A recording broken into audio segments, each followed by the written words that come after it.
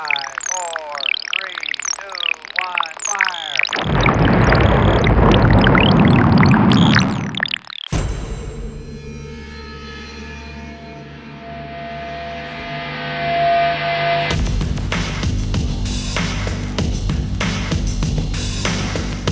I love science. I love anything about space. I got my first telescope when I was in 6th grade, and I've always looked up at the sky to look at the stars. And I just find it the most interesting thing in the world, because here we are on this little planet in the solar system, and it just gets bigger and bigger and bigger and bigger. When I was a teenager, there was a total eclipse of the sun. And I never forgot it, because all of a sudden, the sky just started getting darker and darker, and the birds got quieter and quieter until there wasn't any bird song anymore. I was all by myself. I was in a field by my house. And I'll remember standing there and thinking, this is the coolest thing I've ever seen in my whole entire life. And I have to wait over 40 years to see it again. And so when I found out that that was going to happen in 2017, I said, I really, really, really, really want to do something about that. The star of this book is a hippo. The other star of this book is the sun.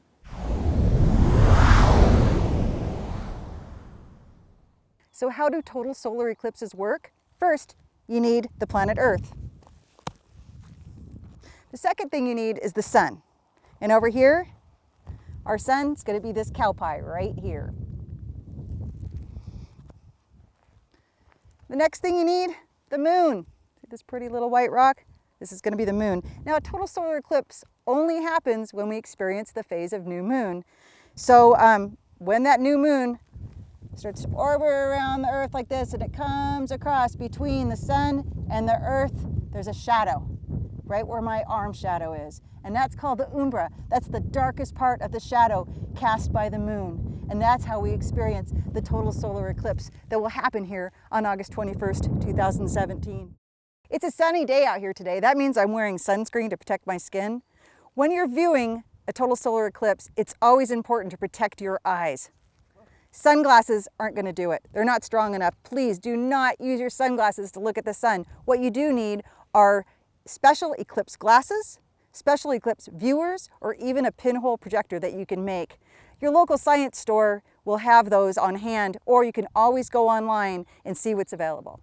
So now we have to draw the sun. Now the sun is a sphere, which when you're drawing it, it's going to look like a circle. Drawing perfect circles is really hard. And you don't have to draw a perfect circle freehand. What you can do is trace around a circle. So this is the shape and the size. This is the size of my circle. It's all the same shape. It's a circle. And I will trace around it. Like, the sun is huge. It would take 1,000,000 Earths to fill the entire sun. The reason the sun looks small is because it's far away. It's super far away. If it wasn't far away, we'd be in big trouble, because the sun is also very hot. What I'm doing is working with the tooth of the paper. That's where I get this pattern. And it's not tooth like a tooth on there, it's tooth and paper. Paper actually has little hills and valleys on it, little bumps. And when the oil pastel goes over the top of it, over the tops of those bumps, it doesn't get all the way down to the bottom of the bumps. And so that's how you get this little texture, so it looks fuzzy.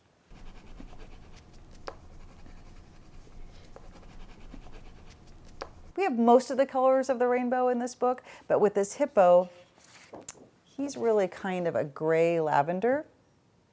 And that isn't just one color. He's actually made up of 3 colors. So I'm going to show you how I get this hippo color with 3 different colors. I love to color. For this book, I'm not using crayons, I'm using oil pastels, and mine are well used. All the paper's torn down so I can get to it. But with this hippo, I need to find my 3 colors that make up this hippo, and I already remember what they are. First is lavender. The second is periwinkle. And the third is a light gray. When I start to color my strokes, you notice that I'm not going like this. I'm actually just moving my wrist. And I call this a mouse stroke. And sometimes if I have to get to a little teeny tiny place like I'm here, I'll just go about this. My strokes are really small, and I call these ant strokes. Teeny tiny strokes. It really helps me. If I imagine myself as small as an ant, I can get into those spots, even though the top of this pastel is really fat. It's not sharp like a pencil. Second color, this periwinkle. Same mouse strokes, going over the top. And the reason it's really important for me to remember the 3 colors that exactly make up the hippo is this hippo has to stay the same color throughout the book. Periwinkle layer. Layer 3, light gray. This is the top coat. This is going to blend those other 2 together. I'm going to press a little bit harder, but I'm still staying with those mouse strokes. And that's how you get that kind of purpley hippo gray. You see, I start off with this black piece of paper, and just with a few little strokes, all of a sudden you come up with all these colors. And when it's filled it all in, it even gets more intense like this.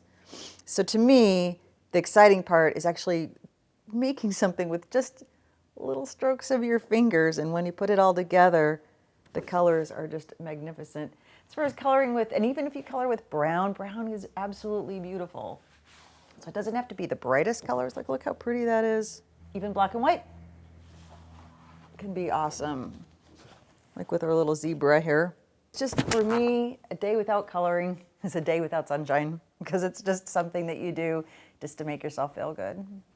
This little light of mine, I'm gonna let it shine. This little light of mine, I'm gonna let it shine. This little light of mine, I'm gonna let it shine, let it shine, let it shine, let it shine.